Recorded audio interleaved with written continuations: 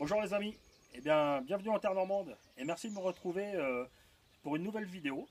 Donc voilà, ne vous inquiétez pas, les vidéos que je vous présente forcément ce sont sur le van qui nous appartient, Nathalie et moi-même, d'accord. Voilà, je ne peux pas faire des vidéos sur d'autres vannes, je sais bien qu'il y a d'autres fabricants, il y a des niveaux de vannes qui sont encore plus élevés, hein, forcément, au niveau de l'isolation et tout ça. Donc après, il faut aller voir vers des concepteurs, d'aménageurs professionnels de vannes bien spécifiques, voilà. Donc là, dans un premier temps, sur cette vidéo, on va parler de tout ce qui est technique à l'intérieur du véhicule, tout ce qui est caché sous les matelas et tout ça, qu'on ne peut pas voir notamment et qu'on ne fait pas forcément attention quand on veut acheter ce type de van. Donc nous allons voir ensemble tout ce qui est batterie, où ça se trouve, on va voir les disjoncteurs, la purge d'eau, on va voir aussi le ballon d'eau chaude, on va voir la bouteille de gaz, on va voir la réserve d'eau propre, on va voir le Webasto, où il se situe, et on va voir aussi le réservoir d'eau usée sur le véhicule. Voilà. Ok les amis, et surtout si vous aimez cette vidéo, n'hésitez pas à liker et puis à vous abonner. Allez, on y va. Bon, on va voir ça ensemble. Alors dans un premier temps les amis, je vais vous faire voir où sont passées les batteries cellules. Pardon. Donc les batteries cellules. Donc la première batterie cellule est sous le siège passager, d'accord. Donc ici on peut voir une première batterie. D'origine, elle est passée sous le siège passager. Hein. Et moi, j'ai fait mettre une deuxième batterie cellule sous le siège conducteur. Voilà. Ok. Donc voilà, ça nous permet d'avoir une autonomie un petit peu plus grande quand on part en week-end. Après, vous avez la partie des fusibles, électricité, tout ça. Donc ici, normalement, c'est la banquette où il y a le siège, la petite banquette latérale. D'accord. Donc ici, vous pouvez voir, dans un premier temps, il y a un disjoncteur principal. Et ici, là, on a un coupe-circuit. D'accord. Après, à l'intérieur de ce placard, on a une petite trappe en bois ici. Voilà, donc on l'enlève. Et on a accès à un convertisseur et la boîte à fusibles. D'accord. Là, on peut voir aussi, c'est les branchements de la clé USB qu'il y a sur la banquette en latéral. Voilà, je ne sais pas si vous allez bien la voir. Voilà. Ici, vous avez une prise USB. D'accord. Alors, après, là-dessus, ça concerne que la partie cellule du véhicule. D'accord. C'est que l'électricité de la cellule. Voilà, ça ne comprend pas l'électricité du porteur. Ok.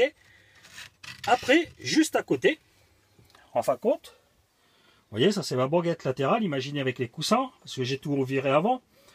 Donc là, c'est l'assise, normalement route. Donc j'ai viré le coussin qu'il y a ici. Et là, vous pouvez voir, quand j'enlève cette trappe-là, voilà, ici vous pouvez apercevoir, en fin de compte, voilà, c'est le ballon d'eau chaude. Donc ce ballon d'eau chaude, hein, il fonctionne au gaz.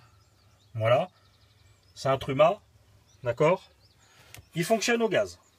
Voilà, il a une contenance de 10 litres à peu près. Et faut compter à peu près 30 minutes avant d'avoir l'eau chaude dès que vous commandez la commande au tableau. Après, quand je continue par ici, donc là, on a notre frigo qui est rangé dans ce meuble, d'accord. Et en bas du meuble frigo, là, j'ai un rangement. Ici, je l'ouvre. Normalement, vous avez 3 tiroirs, d'accord. On en voit un, 2, et normalement, il y en a un troisième ici. Je l'ai enlevé pour que vous puissiez voir que ici, à l'intérieur, sous ce tiroir, normalement, le petit robinet jaune que vous voyez, d'accord, ça, c'est la purge du ballon d'eau chaude. Donc l'hiver, hein, quand vous n'utilisez pas le véhicule, principalement, vous savez que vous n'allez pas avoir besoin d'eau et tout, pour éviter que ça gèle dans les canalisations, que votre ballon d'eau gèle, vous soulevez juste la petite tétine, là, vous la levez comme ça, tac, vous la levez, et votre ballon d'eau il se purge, tout simplement. D'accord.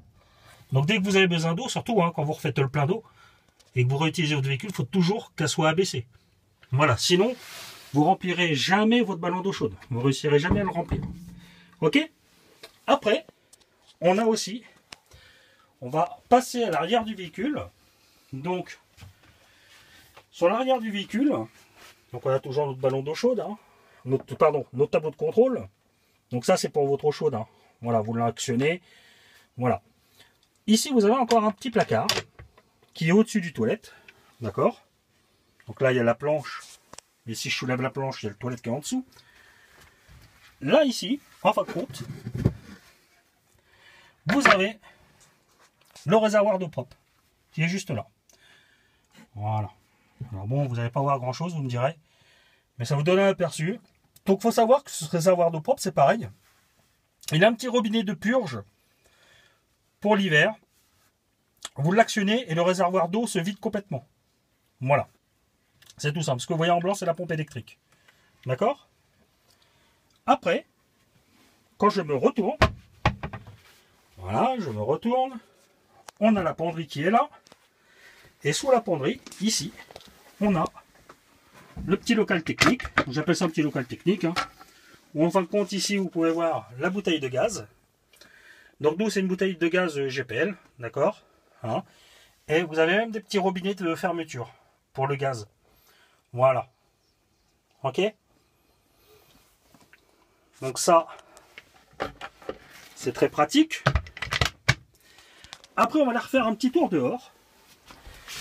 Bon, vous n'allez pas voir grand chose, mais je voudrais vous faire voir un petit peu aussi le Webasto, le chauffage. Le chauffage, en fin de compte, se situe sous le véhicule.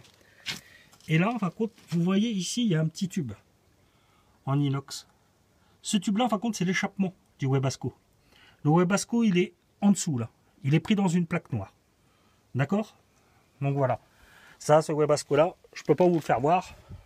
Et donc l'air qui est soufflé, le chauffage qui est soufflé, ressort par la trappe qui est juste là, derrière le siège passager. D'accord? Quand vous actionnez votre chauffage, en fin de compte, l'air soufflé ressort par ici. Après, sur le véhicule, on a aussi, donc ça c'est notre entrée pour le gaz GPL quand on veut faire le plein. D'accord? Et aussi, donc à l'arrière du véhicule, en dessous là, vous avez le réservoir d'eau usée. Voilà, avec la vanne. Quand vous voulez vidanger, en fin de compte, quand vous voulez vidanger, vous tirez cette poignée là, et comme ça l'eau elle coule. Voilà. Et puis vous la repoussez forcément quand vous avez fini. Voilà. Donc voilà un petit peu les dessous du véhicule. Petit dessous technique. Ici, on a le bouchon pour remplir l'eau. D'accord? Réservoir d'eau propre qu'on a vu tout à l'heure. Ici, en fin de compte, j'ai envie de dire que c'est l'échappement du ballon d'eau chaude, du Truma. D'accord? Et ici, rappelez-vous, on avait un convertisseur derrière. Ah, ici, c'est notre prise 230. Voilà. Donc prise européenne. D'accord? Voilà, classique. Hein. Voilà. Donc voilà les amis, j'espère que cette vidéo vous a plu. Hein. Bon, on n'est pas rentré dans la grosse technique non plus. Hein. On fait vraiment une visite succincte. Et on se verra dans la prochaine vidéo où j'ai envie de vous présenter un petit peu nous comment on aménage le véhicule en permanence dedans pour tous les jours. Hein, pour pas être pris au dépourvu. Donc je vous ferai une petite vidéo, un petit truc sympa, l'aménagement minimum du van pour nous personnellement. Allez, on se dit à la prochaine. Salut les amis.